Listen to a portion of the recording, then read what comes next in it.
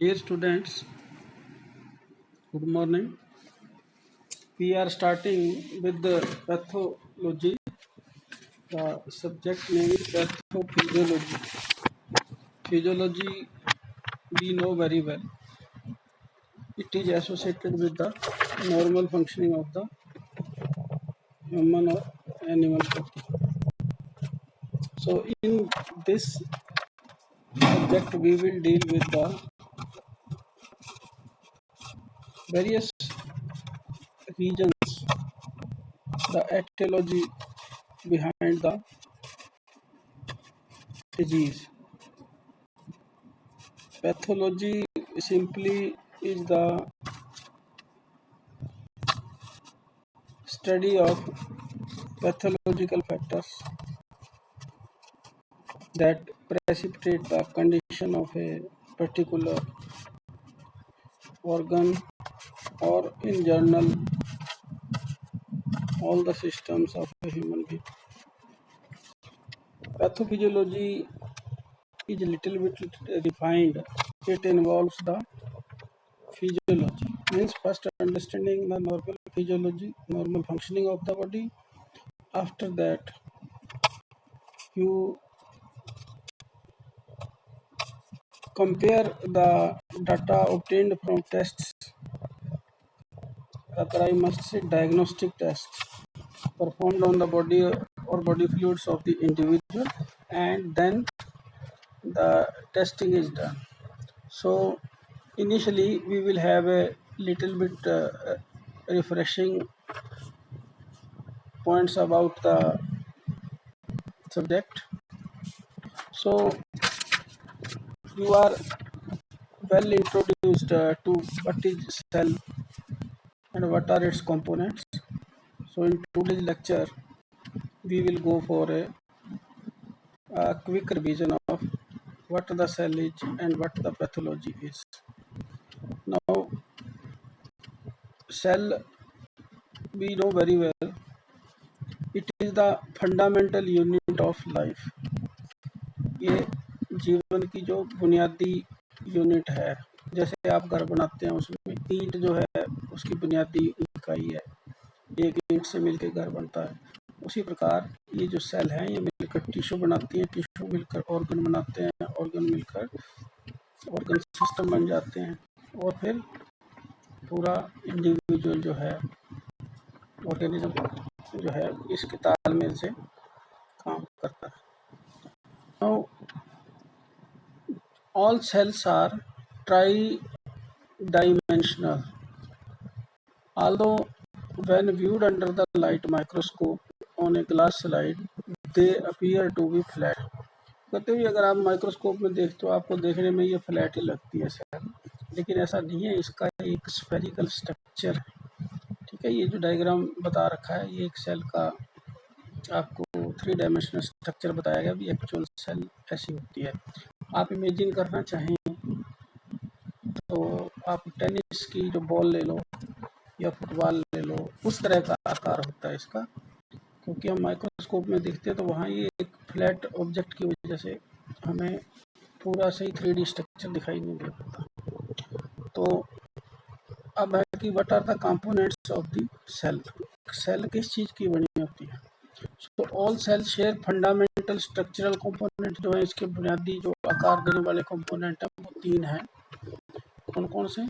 एक तो cell membrane हो गया जो आउटर कवरिंग होती है सेल की, दूसरा साइटोप्लाज्म हो गया जो तरल पदार्थ इस मेम्ब्रेन के अंदर रहता है, और न्यूक्लियस जो इसके कई लोग इसको कहते हैं सेंटर ऑफ दिस सेल, उसको इस तरीके से सेंटर ऑफ सेल कहा गया कि जो इम्पोर्टेंट फंक्शन है वो सारे के सारे न्यूक्लियस के हाथ में है, क्योंकि डीएनए और ये जो क्रोमोसोम्स हैं ये सारे के सारे न्यूक्लियस में पाए जाते हैं। तो इस कारण ये इसको हम कह देते हैं कि ये सेंट्रल जो है रिकॉर्ड कीपिंग इसका सेल का ऑफिस कह सकते हो आप न्यूक्लियस। तो सबसे पहले आप अगर ये स्ट्रक्चर देखते हैं, इसके अंदर देखिए आपको गोल्जी बॉडी दिखाई गई है, न्यूक्लियस, न्यूक्लियोलस दिखाई गई है, फिर आपको RER रफ एंडोप्लाज्मिक रेटिकुलम दिखाया गया, फिर लाइसोसोम्स, ठीक है, जिसको सुसाइडल बैग्स कह देते हैं। इसके अंदर डाइजेस्टिव एंजाइम होते हैं, जब ज़्यादा मात्रा में रिलीज हो जाते हैं तो सेल को डाइजेस्ट कर जाते हैं, सुसाइडल बैग भी बोल देते हैं। फिर साइटोस्केलेटन, ये माइक्रोट्यूब्यूल्स जो होती हैं, ठीक है। देन राइबोसोम्स, आपने वो देखा था, ये देखा था कि क्या बोलते हैं उसको, एंडोप्लाज्मिक रेटिकुलम। एंडोप्लाज्मिक रेटिकुलम दो प्रकार का होता है, एक होता है स्मूथ और एक होता है रफ।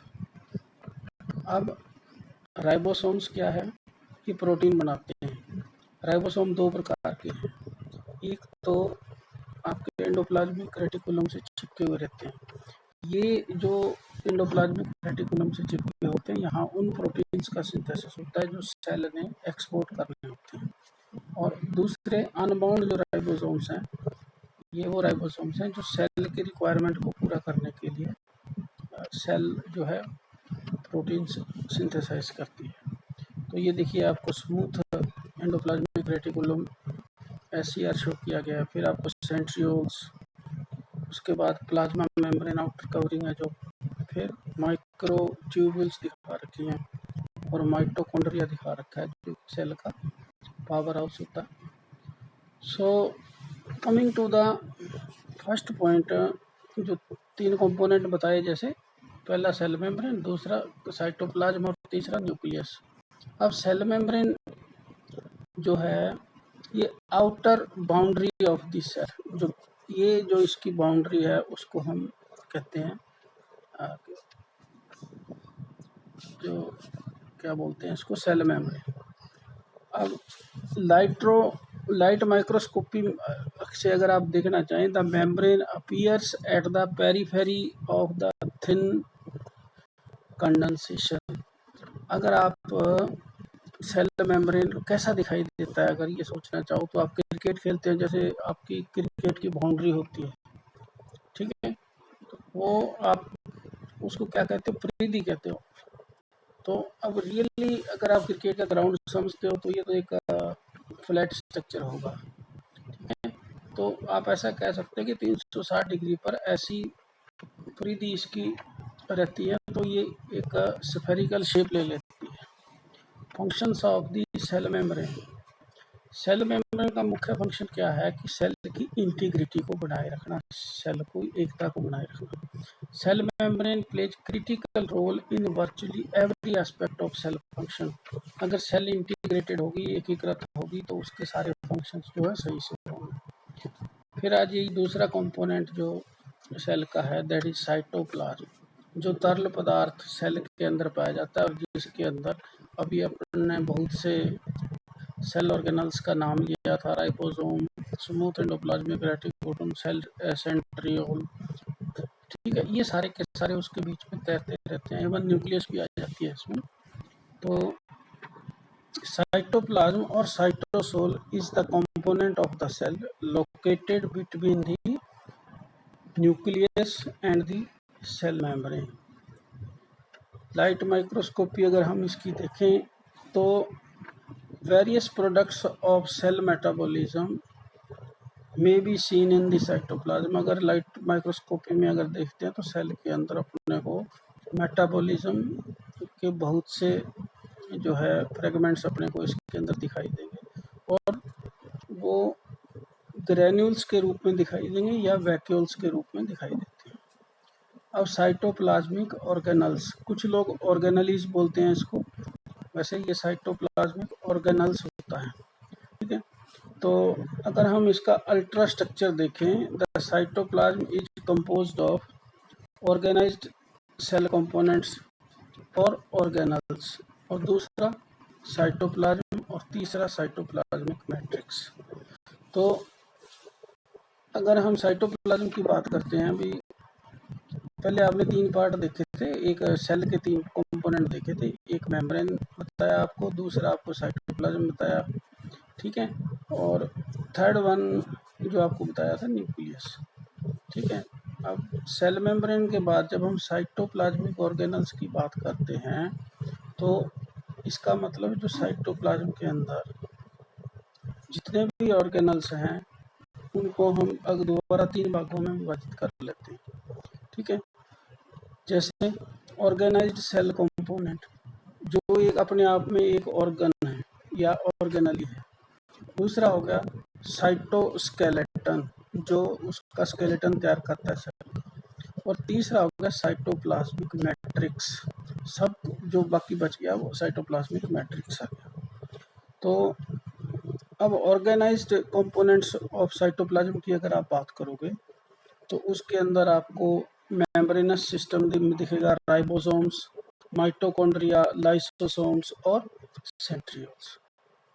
और अगर आप बात करते हैं मेम्ब्रेनस सिस्टम की, तो मेम्ब्रेनस सिस्टम के अंदर it is composed of the endoplasmic reticulum और गोल्जी कॉम्प्लेक्स। ये दो जो हैं ये मेम्ब्रेनस सिस्टम को बनाते हैं। Coming to the next point, endoplasmic reticulum. ER क्या है, पहले आपको ईआर दिखा दूं। ये देखिए, ये एंडोप्लाज्मिक रेटिकुलम आपको दिखा रखा है। ये दो प्रकार का होता है, स्मूथ होता है और रफ होता है। ये देखने में कैसा लगता है? It is a closed system of unit membrane forming tubular canals and flattened sacs और cisternae. It subdivides into cytoplasm into a series of component। ये कहता है जो एंडोप्लाज्मिक रेटिकुलम होता है ये मेम्ब्रेन से बनी हुई यूनिट होती है और ट्यूब की तरह होती हैं और ये ट्यूब्स एक दूसरे से जुड़ी हुई होती हैं। अब इसके टाइप्स की बात करें तो मैंने आपको बताया कि एंडोप्लाज्मिक रेटिकुलम दो प्रकार का होता है। The membranes of the endoplasmic reticulum में भी रफ हो सकते हैं, रफ एंडोप्लाज्मिक रेटिकुलम हो जाएगा, या covered with numerous attached granules जिसको मैंने आपको कहा था राइबोसोम्स, और smooth, that is smooth endoplasmic reticulum. तो दो प्रकार का हो गया, एक में ग्रेन्यूल्स चिपके हुए रहेंगे एंडोप्लाज्मिक रेटिकुलम पर, और दूसरा हो गया कुछ ग्रेन्यूल्स नहीं रहेंगे। ये ग्रेन्यूल्स आपको पहले भी बताया ये क्या होते हैं, राइबोसोम्स होते हैं, और ये यहाँ पर प्रोटीन सिंथेसाइज करती है सेल। जो फ्री साइटोप्लाज्म में घूमते रहते हैं उनको जो है हम फ्री राइबोसोम्स बोलते हैं, और जो एंडोप्लाज्मिक रेटिकुलम से जुड़े हुए होते हैं उनको और उसके सरफेस को रफनेस दिलाते हैं, इसलिए उसका नाम रफ एंडोप्लाज्मिक रेटिकुलम पड़ा है। फंक्शन क्या है? Rough endoplasmic reticulum is abundant in metabolically active cells. सबसे बड़ा फंक्शन जो है इसका वो यही है कि ये अबंडेंटली प्रेजेंट है। अबंडेंटली प्रेजेंट है तो इसका मतलब कुछ ना कुछ इसका काम है। तो क्या काम है? जो राइबोसोम्स इसके ऊपर होते हैं ये कनेक्टिविटी जो है बनाती है। जो एक्सपोर्ट के जितने भी आपके प्रोटीन्स हैं वो इसी रफ एंडोप्लाज्मिक रेटिकुलम के अंदर जो राइबोसोम्स प्रेजेंट है उनमें होते हैं। फिर दूसरा आ गया गोल्जी कॉम्प्लेक्स। गोल्जी कॉम्प्लेक्स जो है ये सीरीज ऑफ पैरेलल डफ नट की तरह होता है, फ्लैट होता है, और एक आप स्फेरिकल भी कह सकते हैं या एग की तरह अंडे का जो शेप होता है ना, वैसी ये वेसिकल्स होती है डिमार्केटेड बाय स्मूथ मेम्ब्रेन, और स्मूथ मेम्ब्रेन उसके ऊपर रहता है। फंक्शंस क्या है? They synthesise and package cell products for cell's own use and for export. ये जो मेटाबॉलिक रिएक्शन चलते रहते हैं सिंथेसिस के, वो सेल की ज़रूरत के लिए भी सिंथेसाइज करते हैं और बाहर भी उसको एक्सपोर्ट करते हैं। फिर आ जाइए राइबोसोम्स। राइबोसोम्स सारे प्रकार की जो सेल्स हैं उसमें पाए जाते हैं। टू टाइप्स ऑफ राइबोसोम्स जो है पहले भी बताया आपको, फ्री और अटैच्ड। फ्री वाले जो आपको स्मूथ एंडोप्लाज्मिक रेटिकुलम देते हैं, और जो रफ एंडोप्लाज्मिक रेटिकुलम है वो इन्हीं राइबोसोम्स के वहाँ मौजूद होने के कारण होता है। और ये जो राइबोसोम्स हैं, आपको बताया मैंने, ये प्रोटीन सिंथेसाइज करती हैं, जो साइटोप्लाज्म में करती हैं। दोनों ही साइटोप्लाज्म में करती हैं। जो इंडोप्लाज्मिक रेटिकुलम के ऊपर अटैच्ड होती हैं करती हैं, वो सेल की रिक्वायरमेंट, वो एक्सपोर्ट के लिए होती हैं। और जो साइटोप्लाज्म में बिखरे हुए होते हैं राइबोसोम्स, वो सेल की रिक्वायरमेंट पूरी करते हैं प्रोटीन सिंथेसाइज करके। फंक्शंस क्या हो गए? Free ribosomes produce proteins for the cell's own use, और attached ribosome produce protein for export. अब आप आ जाइए माइटोकॉन्ड्रिया। माइटोकॉन्ड्रिया को power house of the cell भी कहा गया है। They are present in eukaryotic cells. Eukaryotic cells and prokaryotic cells, दो प्रकार की सेल होती हैं। जिनके सेल वाल होती है उनको हम प्रोकैरियोटिक बोलते हैं, और जिनके सेल वाल नहीं होती है उनको यूकैरियोटिक बोलते हैं। जो ह्यूमन सेल के नज़दीक जितनी सेल्स आती हैं उनको यूकैरियोटिक कहा जाता है। अपीयरेंस कैसा है? Each mitochondria is composed of to membranes. The outer membrane is a continuous closed unit membrane. ठीक है, एक तो बाहर मेम्ब्रेन हो गया, एक अंदर मेम्ब्रेन हो गया, जो कि सर्पाकार होता है। मतलब जिगजैग फैशन के अंदर एक मेम्ब्रेन उसके अंदर फिट होता है, और वो एक स्पेशल स्ट्रक्चर बन जाता है जिसको सिस्टर ने कहा गया है। The outer membrane is a continuous closed unit membrane running parallel to the outer membrane is the inner membrane that forms numerous crests और इन्वेजिनेशंस। ठीक है, ऊपर नीचे लहरों जैसे होती है ना, उस प्रकार का वो क्रिस्टी बनाता है वो। फंक्शंस क्या हैं? मैंने कहा पावर हाउस है। पावर हाउस तो पावर क्या है सेल की? एडिनोसिन ट्राइफॉस्फेट का जो मॉलिक्यूल है, एटीपी जिसको बोलते हैं, वो हमारे शरीर की जो करेंसी है, मतलब एनर्जी की। तो एडिनोसिन जो डाइफॉस्फेट है, उससे एडिनोसिन ट्राइफॉस्फेट का जो सिंथेसिस है वो माइटोकॉन्ड्रिया में होता है। फिर नेक्स्ट जो सेल ऑर्गेनल्स हैं, लाइसोसोम्स। लाइसोसोम्स मैंने आपको कहा जैसे कि ये डाइजेशन में हेल्प करते हैं। इनमें से 30 प्रकार के लगभग डाइजेस्टिव एंजाइम होते हैं, रिलीज होते हैं जब कोई सेल डेब्रीज है उनको डाइजेस्ट करना होता है, ये कर जाती है। या कई बार कोई इन्फेक्शन बहुत ज़्यादा हो गया तो ये इतने ज़्यादा रिलीज हो जाएंगे कि ये सेल को ही खा जाएंगे। ठीक है, इसीलिए सुसाइडल बैग कहा है। Lysosomes are intracellular organelles that contain degradative enzymes. मतलब ये ऐसे एंजाइम जो किसी भी प्रोडक्ट को डिग्रेड कर सकते हैं। जिस टाइप का होगा उसी टाइप का एंजाइम उस पर एक्ट करेगा। अपीयरेंस कैसा है? इलेक्ट्रॉन माइक्रोस्कोपी में अगर देखते हैं, ये स्फेरिकल या ओवल स्ट्रक्चर होते हैं। काम क्या है इनका?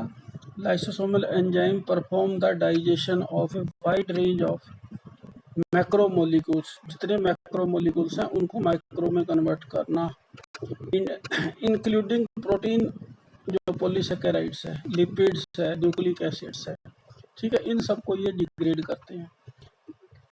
दे participate in the removal of phagocytosed foreign material. जो बाहर का फॉरेन मटेरियल शरीर के अंदर आ गया या टॉक्सिन्स आ गए हैं, ठीक है, उनको भी ये ब्रेक डाउन कर देते हैं। उसके बाद आपका सेंट्रियोल्स। ये देखने में जो सेंट्रियोल्स हैं शॉर्ट ट्यूबुलर स्ट्रक्चर्स होते हैं, और ये अक्सर लोकेटेड रहते हैं in the vicinity of the concave face of the Golgi complex. ठीक है, गोल्जी कॉम्प्लेक्स में ये जो है स्थित होते हैं। ये जब सेल डिवीजन होता है, ठीक है, तो उसमें इनका की रोल रहता है। ये अपन आगे चल के इसको देखेंगे डिटेल में। अब आप बात करेंगे कि व्हाट इज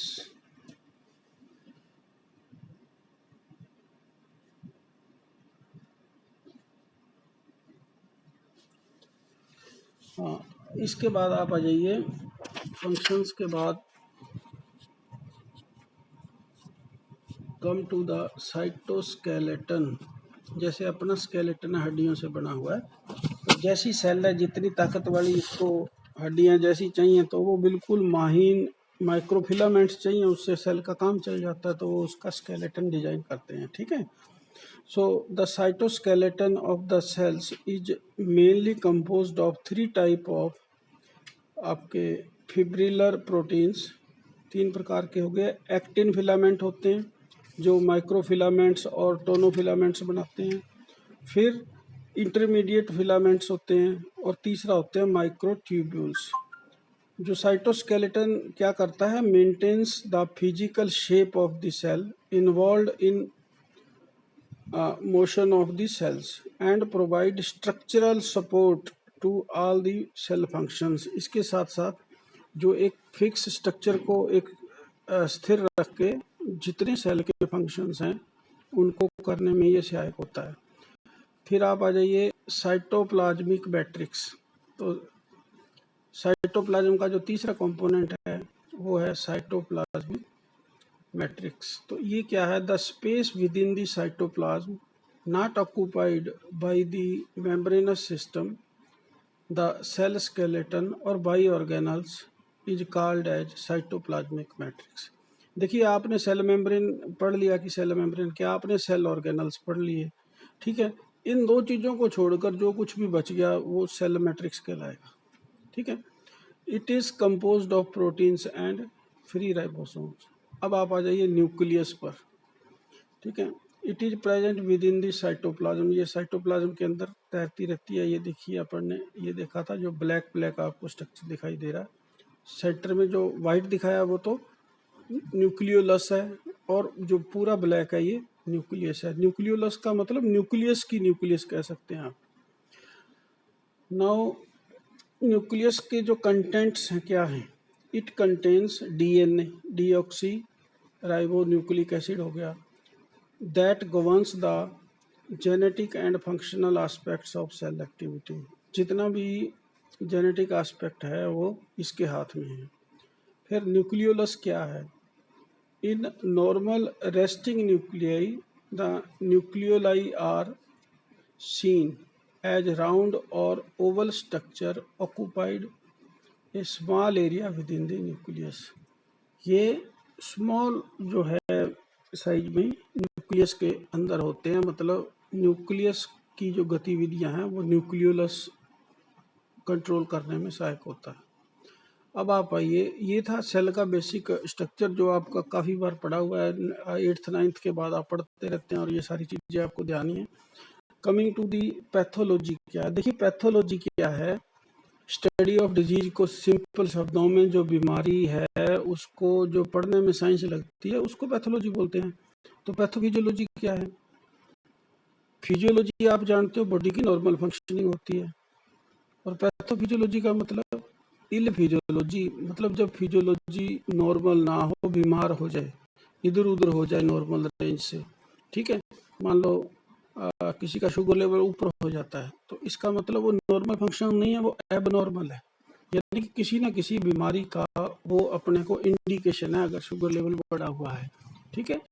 तो वो बाद में अपन ने उसको डायबिटीज़ का नाम दे रखा है कि ये डायबिटीज़ होती है जब ऐसा होता है, ठीक है। तो pathology is the scientific study of disease, मतलब बीमारी की जो वैज्ञानिक ढंग से जो अध्ययन होता है उसको हम पैथोलॉजी कहते हैं। It mainly focuses on the study of the structural and functional changes in the cells, tissues and the organ in the disease। देखिए अगर आपने डिजीज को पढ़ना है तो आपको पहले नॉर्मल जो हेल्दी स्वस्थ फिजियोलॉजी होती है उसके पैरामीटर क्या क्या होते हैं ये आपको ध्यान में होने चाहिए। तो ह्यूमन एनाटॉमी एंड फिजियोलॉजी जो आपका सब्जेक्ट है आपने फर्स्ट सेमेस्टर में पढ़ा है और सेकंड सेमेस्टर में भी आप लोग पढ़ रहे हैं, तो आप एक नॉर्मल चीज़ पढ़ रहे हैं शरीर के बारे में। अब पैथोलॉजी क्या है, जब जो पैरामीटर्स आपने फिजियोलॉजिकल रेंज के अंदर पढ़े हैं भी हाँ ये इनका रीडिंग इतना होता है, जब ये ऊपर या नीचे होगा तो फिजियोलॉजी डिस्टर्ब हो जाएगा। फिजियोलॉजी डिस्टर्ब हो जाएगा इसका मतलब ये कुछ ना कुछ साइन या इसके सिम्टम हैं जो ये अलर्ट कर रहे हैं कि आप या तो बीमार हो गए या बीमार होने वाले, ठीक है। नाउ जो आपकी पैथोलॉजी है मेनली फोकस करती है on the study of the structure and functional changes मैंने क्या कहा, अगर सेल्स नॉर्मल हैं तो सब कुछ ठीक है, टिश्यू नॉर्मल है तो भी सब ठीक है, ऑर्गन नॉर्मल है सब भी ठीक है। लेकिन पैथोलॉजी क्या करती है, जो ये नॉर्मल में बदलाव आता है उसको स्टडी करती है। ठीक है। Learning pathology, study of pathology can be divided into, ये जनरल पैथोलॉजी और सिस्टमेटिक, आप सिस्टेमिक पैथोलॉजी, इस प्रकार से आप इसको दो में कैटेगराइज कर सकते हैं। जनरल पैथोलॉजी का क्या अर्थ है, it deals with the study of mechanism, basic reactions of cells and tissues to abnormal stimuli and to inherited defects. शरीर के अंदर कोई पिछली पीढ़ी से आए हुए डिफेक्ट हैं, ठीक है, या कुछ एबनॉर्मल स्टिमुलस मिल गया, ठीक है, मान लो बहुत ज़्यादा लंबे समय तक कोई सन के अंदर एक्सपोज करता है अपने बॉडी को, तो सन स्ट्रोक आ गया। सन स्ट्रोक आ गया तो इसका मतलब क्या है, जो ये जो स्टिमुलस मिल रहा है सनलाइट का, रेडिएशन का, इसका शरीर के ऊपर क्या प्रभाव पड़ रहा है, तो वो हम स्टडी करेंगे। ठीक है, तो ऐसी जो स्टडी है उसको हम जर्नल पैथोलॉजी बोल देते हैं। सिस्टेमिक पैथोलॉजी क्या है, एक पर्टिकुलर सिस्टम की के ऊपर फोकस करके उसकी पैथोलॉजी के को पढ़ना। This deals with the changes in the specific diseases या responses of specialised organs and tissues. जो संबंधित ऑर्गन है, जो संबंधित टिश्यू है, उस पर स्पेशल फोकस करके उसकी स्टडी करना, वो सिस्टेमिक पैथोलॉजी कहलाएगा। साइंटिफिक स्टडी ऑफ डिजीज क्या है, disease process is studied under following aspect. सबसे पहले एटियोलॉजी, ETIOL, एटियोलॉजी का मतलब होता है क्यों, वाई। ठीक है, so the aetiology of disease is its cause, उसका कारण, the causing functions of a disease can be divided into two major categories. अगर बीमारी के कारकों को अगर आप क्लासिफाई करना चाह रहे हो तो मेनली आप दो में क्लासिफाई कर सकते हो। ठीक है, कौन कौन से, जेनेटिक, एक्वायर्ड। जेनेटिक का मतलब हेरिडिटरी है। मान लो अब किसी की पिछले 2-3 पीढ़ियों के अंदर अगर शुगर की, ब्लड शुगर की समस्या है तो वो ज़्यादा लायबल होगा नेक्स्ट जनरेशन, क्योंकि ये एक्वायर्ड है, ये जीन्स के माध्यम से इनहेरिट हो चुका है। जैसे आपका इन्फेक्शियस, आपका केमिकल, हिपोक्सिया, ठीक है, न्यूट्रिशनल, ये सारी की सारी क्या है, जेनेटिक एक्वायर्ड है। मतलब जैसे जीन्स थे उनके अकॉर्डिंग शरीर ने बिहेव किया, उसके अकॉर्डिंग बॉडी के अंदर परिवर्तन आया। Most common diseases are multifactorial due to combination of causes. बीमारी मल्टीफैक्टोरियल होती है, मतलब कुछ हेरिडिटरी कारण जुड़ गया, कुछ बंदे ने अपने आप को गलत तरीके से अपने वातावरण को एक्सपोज किया। तो अब आप आ जाइए कि पैथोजेनेसिस क्या है। पैथोजेनेसिस, देखो, जेनेसिस का मतलब उत्पत्ति, और पैथोजेनेसिस मतलब जो पैथोजेनिक कारण है, लिविंग है, नॉन लिविंग है, जो भी है, उसकी उत्पत्ति को पैथोजेनेसिस कहते हैं। It refers to the mechanism by which the causative factors produces structural and functional abnormalities. देखिए, सारे के सारे उन मैकेनिज्म को हम मान लेते हैं पैथोजेनेसिस, जो मिलकर शरीर के अंदर जो बदलाव आएगा तो क्या आएगा, या तो स्ट्रक्चरल आएगा चेंज, एनाटॉमिकल, और या आएगा फंक्शनल आएगा।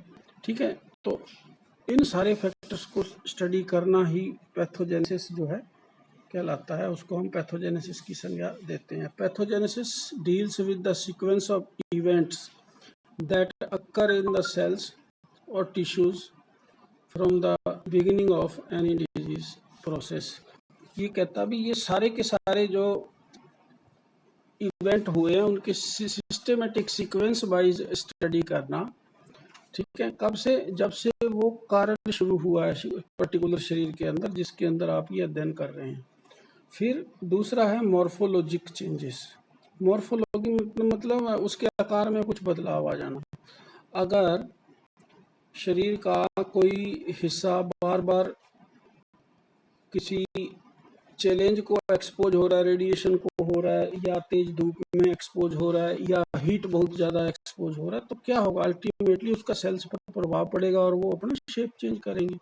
इसी प्रकार ये स्टिमुलस इंटरनल भी हो सकता है, एक्सटर्नल भी हो सकता है। तो all disease starts with structural changes.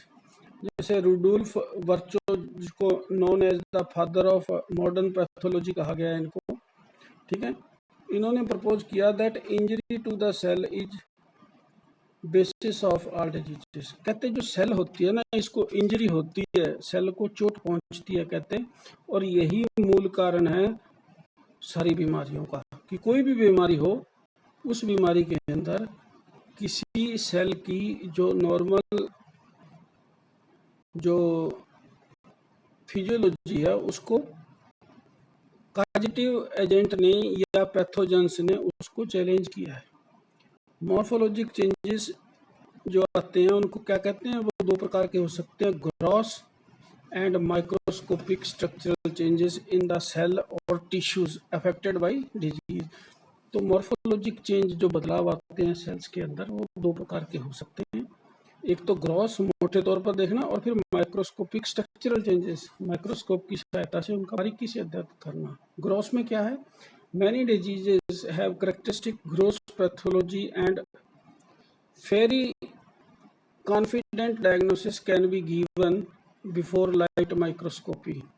For example, cirrhosis of liver, liver के अंदर जो सूजन आ जाती है, ठीक है, लीवर खत्म हो जाता है, लेकिन उसमें थोड़ी बहुत रीजनरेटिव जो सेल्स बची होती हैं लीवर की, 5% लीवर बचा था, जो स्ट्रेस लीवर के ऊपर पड़ रहा था, उसको रोककर डॉक्टर्स ने मेडिसिन देकर उस 10% 5% सेल से पूरे का पूरा लीवर जो है रीजनरेट करा दिया, ठीक है। तो ऐसी जो आपकी पैथोफिजियोलॉजिकल चेंज आता है ना, उसको ग्रॉस आप मॉर्फोलॉजिकल चेंज कहते हैं। और माइक्रोस्कोपिक चेंज क्या है, light microscopy abnormalities in tissue architecture and morphological changes in cell can be studied by light microscopy। वो था ग्रॉस, जिसके अंदर पूरे का पूरा ऑर्गन ही दिखाई दे रहा था आपको कि खत्म हो गया। लेकिन दूसरा मॉर्फोलॉजिक चेंज जो है माइक्रोस्कोपिक भी हो सकता है, मतलब कोई ज़्यादा पूरे ऑर्गन के ऊपर इतनी ज़्यादा अभी आफत नहीं आई है, एक पर्टिकुलर हिस्सा है जिस पर फोकस कर उसकी स्टडी करके जो है उसको ट्रीट किया जा सकता है। अब हिस्टोपैथोलॉजी क्या है, हिस्टोलॉजी आप जानते हैं कि जो हिस्टोलॉजी क्या होती है, जो टिश्यूज़ की और सेल्स की स्टडी को हम बोलते हैं हिस्टोलॉजी, ठीक है। और हिस्टोपैथोलॉजी क्या हो गया, मतलब जो टिश्यूज़ या सेल्स के अंदर जो बदलाव आया है उसको स्टडी करना, ठीक है। किस लिए स्टडी करना, बीमारी का पता लगाने के लिए करना, मतलब टिश्यूज का क्या इन्वॉल्वमेंट है एक पर्टिकुलर डिजीज के पनपने में, उसको हम कहेंगे हिस्टोपैथोलॉजी।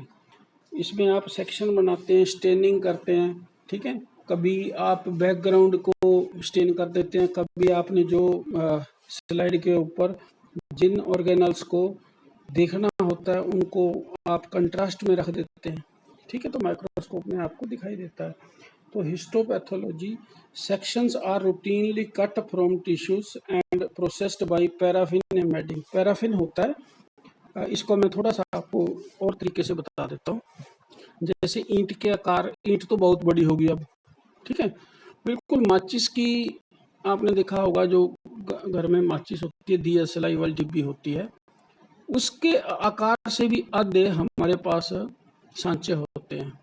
उन सांचों के अंदर हम क्या करते हैं, इस पैराफिन बैग्स को भर लेते हैं, आधा भरा उसको, उसके बाद जिस ऑर्गन की हमने हिस्टोलॉजिकल स्टडी करनी है उसको उसके अंदर डाल दिया, ऊपर और पैराफिन डाल दी, और हमने इसको फ्रीजर के अंदर रख दिया। ये 2 घंटे के अंदर अच्छी तरह से बर्फ जम जाएगी, ठीक है, और वो हार्ड होगा, बोन की तरह हार्ड हो जाएगा। उसके अंदर जो आपने टिश्यूज रखे हैं वो भी बोन की तरह हार्ड हो जाएंगे। फिर एक माइक्रोटोम नाम का एक इंस्ट्रूमेंट होता है, हमारे पैथोलॉजी की लैब के अंदर रखा हुआ है। जब लॉकडाउन खुलेगा आप देखिएगा उसके अंदर, तो उसमें एक सांचा लगा होता है, जो मैंने कहा ना माचिस जैसे प्रकार का एक सांचा होता है, वो सांचे का एक होल्डर होता है, उसमें वो फिट हो जाता है। अब आप जैसे प्याज को काटते हैं तो आप देखते हैं कि बहुत बड़े बड़े टुकड़े उसके अंदर से निकलते हैं, ठीक है। तो माइक्रोटोम की क्या खासियत है, ये 0.01 मिलीमीटर की जो है स्लाइस काटता है, ठीक है। आपका सैंपल कहाँ हो गया, वो पैराफिन बैग्स के अंदर आपने फ्रीज कर लिया था, बाद में उस सांचे को हटा दिया।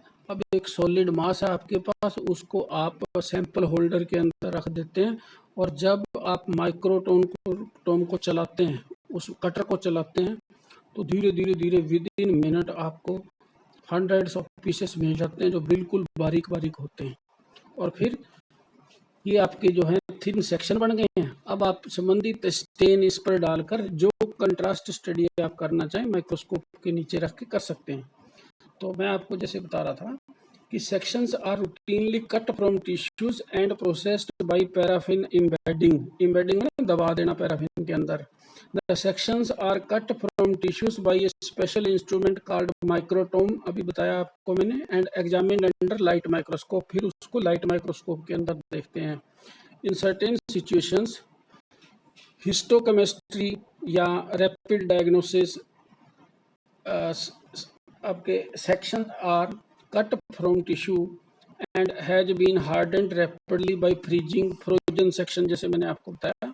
The sections are stained routinely by haematoxylin and eosin, ये जो डाई होती है हीमेटोजाइलिन और इयोसिन, जो सेक्शन काटे गए हैं बायोप्सी के, जो सैंपल के किसी के शरीर से लेकर उसकी बारीक बारीक जो है स्लाइस बना दिए, जो स्लाइड के ऊपर रखकर अब आप उसका कंट्रास्ट में अध्ययन करोगे। उसके लिए आपको डाई चाहिए होगी, और वो डाई है आपकी आप हीमेटोजाइलिन एंड इयोसिन। फिर आप आ जाइए, पैथोजिनोमिक एबनॉर्मेलिटीज क्या है। It is the structural changes are characteristic of a single disease. कोई भी स्ट्रक्चरल चेंज आ रहा है, वो एक प्रकार का चेंज एक बीमारी से जुड़ा हुआ है, कोई दूसरी बीमारी है तो उसके अंदर एक अलग बदलाव आएगा, ठीक है। और डायग्नोस्टिक ऑफ एन इटियोलॉजिक प्रोसेस, इसका मतलब जो इटियोलॉजिक प्रोसेस, मतलब जो इटियोलॉजिक प्रोसेस क्या हो गया, एटोलॉजी क्या हो गया, कारण क्या है बीमारी का, वो उसकी एटोलॉजी है। एटोलॉजिक प्रोसेस क्या है, मतलब उस जो फैक्टर प्रभावित कर रहा था सेल को या सेल के ऑर्गन को, उसका रूट क्या था, प्रोसेस क्या था, वो किस तरीके से आगे गया, ठीक है। तो the diagnosis should not be made without them. आपने जो डिजीज है उसके कुछ ना कुछ सिम्टम्स आपके ध्यान में होने चाहिए कि ये हिस्टोलॉजिकल चेंजेस आते हैं जब कोई बीमारी होती है। तो जब अगर आपको सेल्स की चेंज हिस्टोलॉजी दिखाई देगी तो आप किसी न किसी बीमारी से उसको मैच करके डिक्लेयर करेंगे कि हाँ ये बीमारी है। कुछ एग्जांपल दिए हैं आपके, एशॉप्स bodies are pathognomonic of rheumatic heart disease के केस में पाई जाती है, और रीड स्टर्नबर्ग सेल्स जो होती हैं ये पैथोजिनोमिक ऑफ हॉकिन जो लिम्फोमा होता है, कैंसर होता है, उसके अंदर ये दिखाई देती हैं। तो अब आपको जो सेक्शन बताया गया है, जो अब हमारा ऑनगोइंग जो सेक्शन पास हो रहा है, उसमें इतने बताया आपको कि हम शरीर की बायोप्सी करते हैं, मतलब संबंधित ऑर्गन से थोड़ा सा टुकड़ा ले लेते हैं, उस टुकड़े को हम बारीक बारीक सेक्शन बना लेते हैं और फिर उसकी स्टडी करते हैं। सेल्स किस नेचर की, वो उसके अंदर हिस्टोलॉजिकल चेंजेस जो आ रहे हैं वो अपन नोट कर लेंगे, और वो अपने आप में इस बात को बता रहे होंगे कि ये कौन सी बीमारी से संबंधित है, जो स्लाइड आपने, जो हिस्टोलॉजिकल करेक्टर आपने निकाला है। फिर आ जाइए आप साइटोलॉजी। सेल की जो स्टडी होती है उसको हम साइटोलॉजी बोलते हैं। The cells from cysts, body cavity or scraped from the body surfaces are aspirated by fine needle from solid lesions can also be studied under light microscope. This study of cell is known as cytology and is used widely, especially in diagnosis and screening of cancer. कई बार क्या होता है, skin से कोई sample लेना है तो vacuum से आप उसको सक्शन करते हैं, ठीक है, मशीन करती है, मतलब आपके पास सेल्स आ जाएंगी, उन सेल्स की आपने रख के स्टडी किया, जो चेंजेज आपको दिखाई दिए वैसे चेंजेज कौन सी बीमारी में होते हैं आपको ध्यान है, और आप कह सकते हैं कि हाँ ये बीमारी है। अब आइए आप हिस्टोकेमिस्ट्री स्पेशल स्टेन देखिए, जो आप स्लाइड बना रहे हैं, ठीक है, उस स्लाइड के अंदर क्या है, जो ये केमिकल्स ही हैं सारे, ठीक है, कुछ आपके क्या कहते हैं इसमें रिएक्शंस चल रहे थे सेल्स के, तो इसका मतलब उसमें केमिकल्स भी थे। अब कोई पर्टिकुलर केमिकल उस सेल के अंदर है, सपोज वो नॉर्मल शरीर में नहीं होता, लेकिन अगर सेल ये एबनॉर्मल है और एक पर्टिकुलर केमिकल उसके अंदर है, इसका मतलब जो बायोकेमिस्ट्री है उसमें कोई ना कोई बदलाव आया था, इसलिए वो वहाँ मौजूद है। उसको पकड़ने के लिए जैसे आप इनऑर्गेनिक केमिस्ट्री और ऑर्गेनिक केमिस्ट्री में लैब के अंदर केमिकल्स को मिलाते हैं और कोई चेंज आता है और आप कह देते हैं जी हाँ इसका अर्थ ये है, उसी प्रकार अगर सेल्स के अंदर कोई ऐसा आपको केमिकल मिलता है जो नॉर्मली नहीं होना चाहिए और डिटेक्ट हो जाता है, वो इंडिकेटर होगा कि एक पर्टिकुलर बीमारी जो है इसके अंदर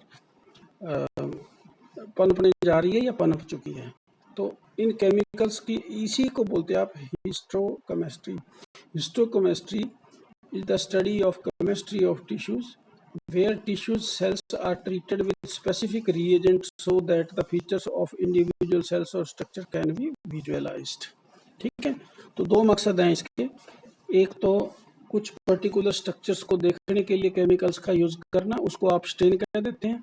दूसरा ये हो गया एक पर्टिकुलर टाइप का अगर उसके अंदर कोई ना कोई केमिकल पाया जा रहा है तो वो इंडिकेट कर रहा है भाई ये तो नहीं होना चाहिए था नॉर्मल में, अब ये है, इसका मतलब क्या बीमारी है वो बताना। या ये जो केमिकल्स हैं अब कंसंट्रेशन और बिलो कंसंट्रेशन होंगे, मतलब जो फिजियोलॉजिकल पैरामीटर की एक्सेप्टेड रेंज है उसके अंदर नहीं होगा तो that will be indicator of a disease. फिर आप आ जाइए इम्यूनोहिस्टोकेमिस्ट्री। इम्यूनो मतलब इम्यूनिटी से जुड़ा हुआ, एंड इम्यूनोफ्लोरेसेंस, इसका मतलब बात अब आ जाती है इम्यूनिटी वाली, और मतलब एंटीजेंस और एंटीबॉडीज की, ठीक है।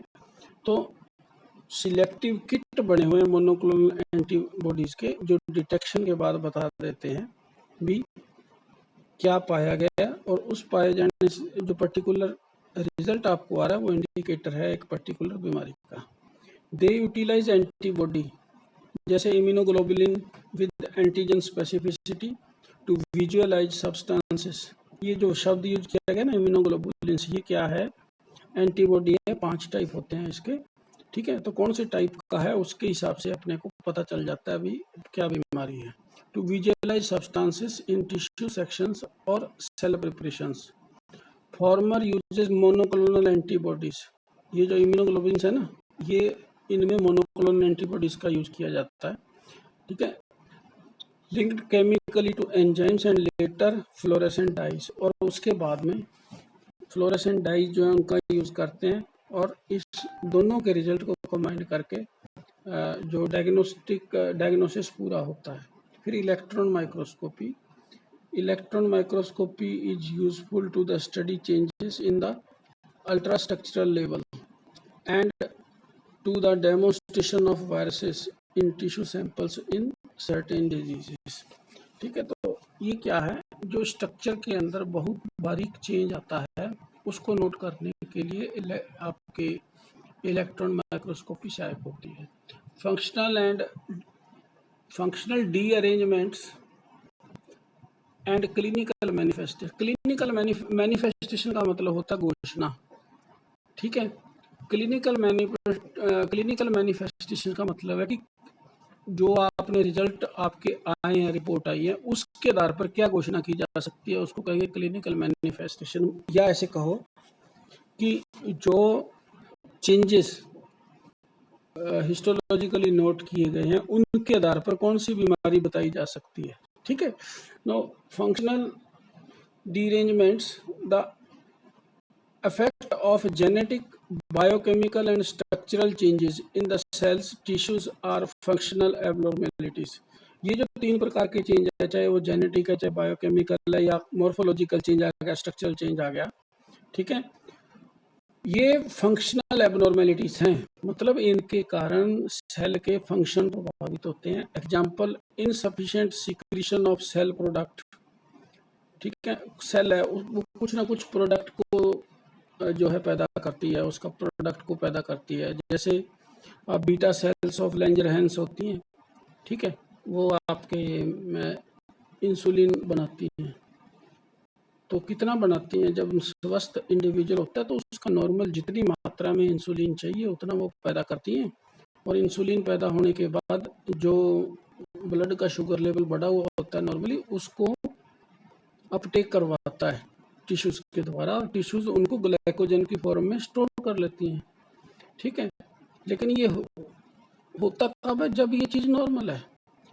लेकिन अगर इंसुलिन कम रिलीज होगा तो इसका क्या अर्थ होगा? वो जो ग्लाइकोजन में कन्वर्जन होना था वो कम हो जाएगा। वो कम हो गया, इसका मतलब ग्लूकोज ब्लड के अंदर तैर रहा है। तो आपको पता चल गया कि बीटा सेल्स ऑफ लैंजरहैंस जो हैं वो इंसुलिन कम रिलीज करती हैं, जिसकी वजह से ब्लड का शुगर लेवल बढ़ा हुआ है।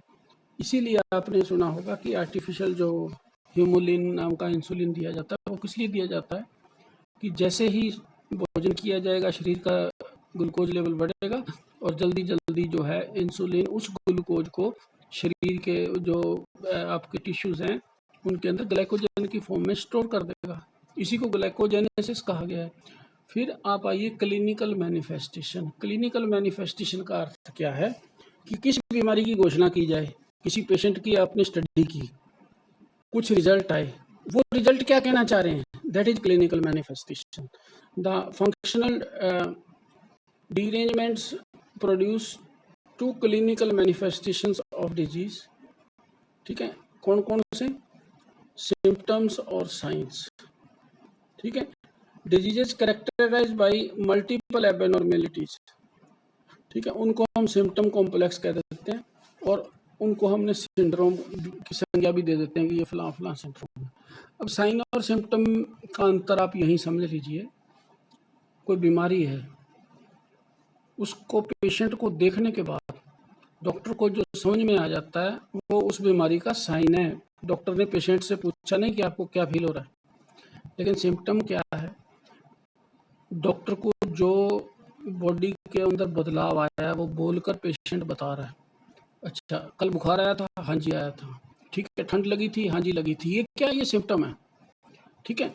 लेकिन शरीर को हाथ लगाया डॉक्टर ने, और हाथ लगाते ही वो शरीर गर्म, डॉक्टर को ये संदेश पहुंच गया कि इसको बुखार हो रखा है, ठीक है। तो अब ये क्या है? डॉक्टर के लिए साइन है। और अगर यही बुखार अगर पेशेंट ने बोल के बताता, जी मेरा तो शरीर जल रहा है, जी मेरे तो बहुत ज़्यादा बुखार हो रखा है, तो ये साइन कहलाता, तब ये सिम्टम होता, सॉरी, ठीक है। मतलब जो चीज़ पेशेंट बोलकर बताता है वो सिम्टम होता है, जो बिना मरीज के बताए डॉक्टर को जो शरीर के ऊपर साइन दिखाई दे जाते हैं वो उनको साइन कहा जाता है। फिर नेक्स्ट इज प्रोग्नोसिस।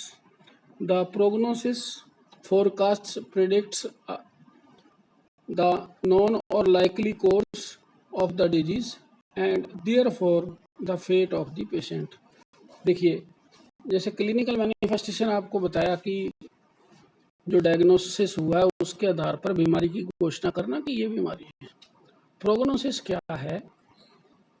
बीमारी पता चल गई, अब ये घोषणा करना कि कितने समय तक ये बीमारी उस पेशेंट को रहेगी और उसका आउटकम क्या होगा। जैसे सपोज किसी के अंदर कैंसर डिटेक्ट किया जाता है तो डॉक्टर क्या कह देता है, 3 साल, ज़्यादा से ज़्यादा 4 साल। किसी का अगर ज़्यादा अटैक में आ चुका है, लेट गया डॉक्टर के पास, तो वो कहेगा ज़्यादा से ज़्यादा 2 महीने या ज़्यादा से ज़्यादा 2 साल या 2.5 साल। तो ये क्या? ये है प्रोग्नोसिस। जो देखिए, साइन एंड सिम्टम के आधार पर क्लिनिकल मैनिफेस्टेशंस आपके जो हैं पता चले, बीमारी की घोषणा होगी। बीमारी की घोषणा होने के बाद उसका प्रोग्नोसिस, उसका आउटकम क्या रहेगा, क्या पेशेंट ठीक हो जाएगा, ठीक है, या कितनी लंबी ये बीमारी चलेगी, या इसका पेशेंट के साथ क्या होगा, बीमारी का अंत होगा या पेशेंट का अंत होगा, ये सब प्रोग्नोसिस में आ जाता है। Complications, it is negative pathologic process or event occurring during the disease which is not an essential part of the disease. It usually aggravates the illness. For example, perforation and hemorrhage are complications which may develop in typhoid ulcer of the intestine. देखिए complication क्या है, एक मुख्य बीमारी है कोई, उसके कारण कोई और बीमारी पैदा हो जाए, ठीक है, उसको हम कहेंगे कॉम्प्लिकेशंस। अब अपनी करंट समस्या ले लो, कोविड-19, ठीक है, कोविड-19 चल रहा है, इसकी वजह से क्या हो रहा है, बहुत सारी जो है बीमारियां है, अपने लोग बीमार हो रहे हैं, कुछ लोग तो बीमार हो रहे हैं, कुछ लोग धक्के से बीमार हो रहे हैं, उसको कह देते हैं हम कॉम्प्लिकेशंस, ठीक है, कि एक बीमारी है और जो नहीं है वो भी आप मान लेते हो कि हाँ ये भी बीमारी है, उसको हम कह देते हैं कॉम्प्लिकेशंस, ठीक है। तो ये एक आज के लेक्चर के अंदर हमने थोड़ा सा रिफ्रेश किया कि सेल के कंपोनेंट्स क्या हैं, ठीक है, उनका क्या क्या भूमिका रहती है सेल को। फिर हमने आज जो जाना उसका कंक्लूजन ये है कि हमने ये जाना कि पैथोलॉजी क्या है, पैथोफिजियोलॉजी क्या है। हमने ये जाना कि ये जो डायग्नोसिस होता है, डायग्नोसिस जो बीमारी का पता लगाया जाता है, जो किस आधार पर लगाया जाता है, जो बॉडी के नॉर्मल पैरामीटर होते हैं वो बदल जाते हैं, तो वो इंडिकेट करते हैं कि सेल की को इंजरी हुई है, मतलब सेल के ऊपर कोई ना कोई चोट आई है, ठीक है।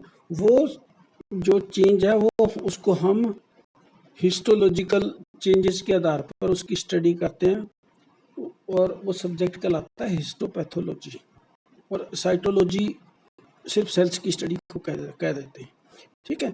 तो हमें जो सेल्स की इंजरी या सेल्स का बिगड़ा हुआ फंक्शन किस मात्रा तक बिगड़ा हुआ है जब हमें पता चल जाता है, तो हम क्या करते हैं, बीमारी की घोषणा करते हैं। बीमारी की घोषणा करने के बाद उसका प्रोग्नोसिस करते हैं कि ये बीमारी कब तक दवा लेनी होगी या इस बीमारी का अंत क्या होगा। और साथ ही साथ जो हमने ये स्टडी किया, अभी जो कॉम्प्लिकेशंस हैं, मुख्य बीमारी को हम देख रहे थे, पता चला पेशेंट साथ में कुछ और रिपोर्ट कर रहा है, जी मुझे ये भी फील हो रहा है, मुझे ये भी फील हो रहा है, वो सारे के सारे कॉम्प्लिकेशंस आ जाते हैं। तो कल जो है, कल मीन्स नेक्स्ट लेक्चर जो हमारा होगा उसका टॉपिक रहेगा सेल इंजरी और अडाप्टेशन, ठीक है। आज के चैप्टर को उससे ऐसा जोड़ूं कि आज आपने ये जाना है कि अगर कोई बीमार होता है, कोई डिजीज होती है, तो उसके कारण सेल्स जो होती हैं बॉडी की वो प्रभावित हुई होती हैं, सेल, टिश्यू, ऑर्गन, ठीक है।